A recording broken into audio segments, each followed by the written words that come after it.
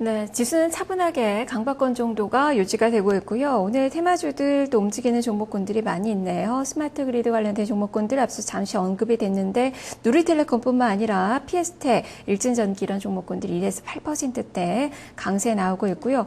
정부의 대규모 투자 결정 소식에 로봇 관련된 종목군들 크게 또 선전하는 모습이 계속적으로 유지가 되고 있습니다. 지금 동부로봇, AD칩스 상한가 시세 기록이 되고 있는 그 상황이네요. 자, 시장에 대한 궁금증 많으시죠? 안내 말씀 좀 드리겠습니다.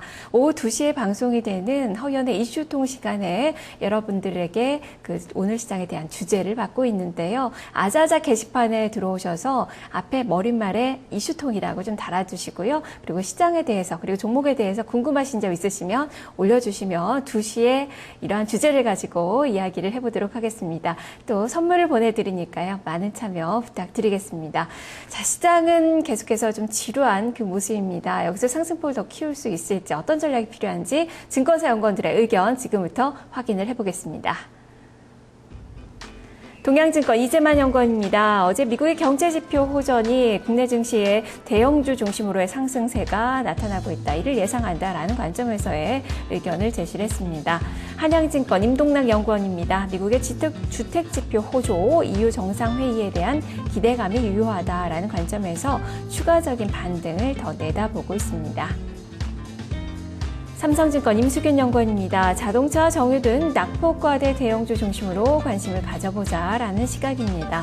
현대증권 배성영 연구원입니다. 중국의 GDP 결과가 중요하다라는 의견인데요. 결과에 따른 변동성 확대가 예상이 된다라는 의견을 제시를 했습니다.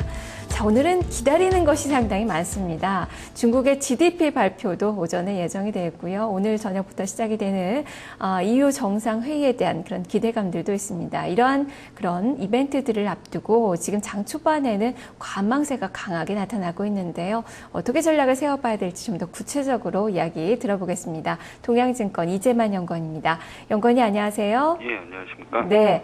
추가적인 상승을 더 내다보는 전문가들이 한 줄 전략에서 보니까 많네요. 어느 정도까지 반등을 더 바라볼 수 있을지 시장 상황 예측을 해주시죠. 예, 전반적으로 보게 되면 아무래도 크게 색다르게 모멘텀이 변화했다라고 보긴 좀 어려울 것 같습니다. 기존에 미국을 중심으로 한 어떻게 보면 경제지표의 호전이라든가 그거에 같이 맞물려서 QE3를 실행했던 부분 이런 부분들이 여전히 좀 긍정적인 효과를 내고 있는 상황이 아닌가라고 판단을 하고 있습니다. 더군다나 최근에 아무래도 이제 통화 정책을 많이 실행을 하다 보니까 경제 주체들의 심리는 많이 개선이 됐는데 실물 경기가 다소 좀 느리게 회복된다는 좀 단점을 가지고 있었습니다. 근데 최근에 발표된 소매 판매라든가 아니면 전일 발표된 주택 관련 지표들 이런 실물 경기 지표들이 상당히 조금 호전되는 모습을 보이게 되면서 전반적으로 국내에서는 대형주 중심으로 조금 시장을 약간 이끌어가는 형태의 모습이 나타나고 있지 않나라고 생각을 하고 있습니다. 네, 말씀해 주셨듯이 지표 호전 등으로 인해서 지금 투자 심리는 많이 완화가 되고 있는 게 사실인데요. 하지만 밑으로의 하방 경직성은 갖추고 있을지언정 뚜렷한 모멘텀이 없습니다. 앞으로 모멘텀이 될 만한 부분들이 어떤 것들이 있을까요?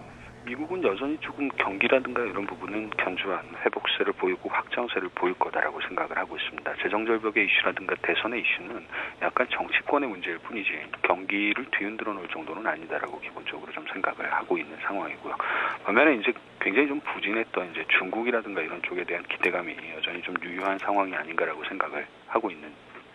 아무래도 정권 교체기에 좀 맞물려 있다 보니까 적극적인 정책 실행을 못하고 있긴 한데 그 부분이 조금 정권 교체 11월 초 이후에 되게 되면 조금 더 가시화될 가능성이 높다라는 기본적인 생각을 하게 되면 중국 쪽 모멘텀도 더 이상 악화된다는 쪽보다는 조금 더 오히려 지금 시점에서는 저점을 잡아가면서 반등을 할 수 있다는 생각이 충분히 가능한 시점이 아닐까라고 판단을 하고 있어서 모멘텀은 조금 이제 미국이라든가 이런 쪽의 모멘텀보다는 좀 중국 쪽에 가까운 모멘텀이 조금 더 발현될 시기가 아닌가라고 생각을 하고 있습니다. 네, 그런 관점에서 오늘 GDP 발표가 어떻게 나오는지 경기의 바닥을 나타내 줄 수 있는 그런 지표가 발표가 되는지 여부도 확인이 필요하겠네요. 그렇다면 오늘 어떻게 전략을 세워봐야 될지 전략 제시를 해주시죠. 아무래도 이제 최근까지는 어쨌거나 이제 코스닥이라든가 이런 쪽이 개별 업종들 종목들을 중심으로 테마를 형성하며 강하게 좀 상승을 했던 부분이 있었습니다. 일정도 투자 심리가 나쁘지 않다는 아주 이런 부분들을 반영할 수 있는 지표기도 하다라고 생각을 하고 있습니다. 여전히 조금 시장에 대해서는 추가적인 상승이라든가 그래도 상승 시도 가능성에서는 높게 베팅을 하실 필요는 있는 시점이다라고 생각을 하고 있고요. 미국 경기가 전체적으로 좋아진다라고 해서 IT라든가 이런 부분들에 대한 관심도 여전히 좀 유효하다라고 기본적으로 생각을 하고 있습니다. 다만 중국 쪽 모멘텀이라든가 이런 거를 반영을 하는 쪽은 IT 쪽보다는 오히려 철강이나 화학 쪽이 될 수 있다는 점도 좀 염두를 해두시고 이런 쪽에 대해서도 조금이나마 관심을 조금 가져보는 전략이 좀 필요한 시점이 아닌가라고 생각을 하고 있습니다. 네, IT주들은 지금 원화 강세에 있어서는 조금 부정적이지 않을까 싶은데 이런 영향은 크지 않을까요?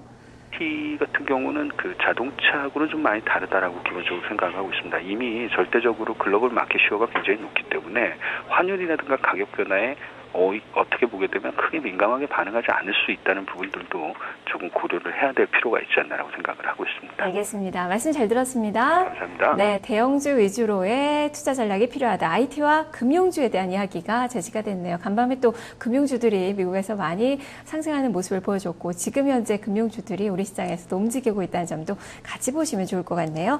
이재만 연구원과 함께했습니다. 이어서 포트 전략을 세워보겠습니다.